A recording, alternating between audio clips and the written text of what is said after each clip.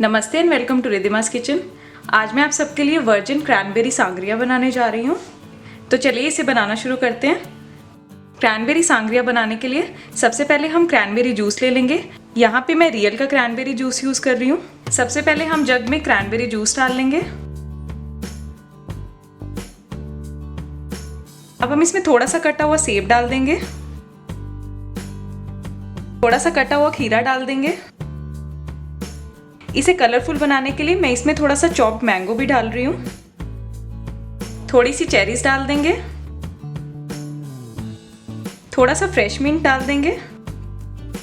अब हम इसे अच्छे से मिक्स कर लेंगे।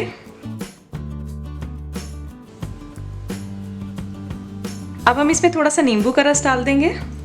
बेसिकली आप इसमें सारे सीजनल फ्रूट्स डाल सकते हैं, ग्रेप्स भी डाल सकते हैं। अब हम इसे अच्छे से मिक्स कर लेंगे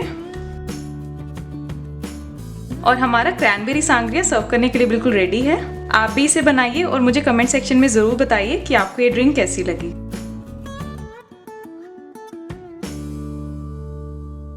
अगर आपको मेरी रेसिपी पसंद आई हो तो please like and subscribe to my channel.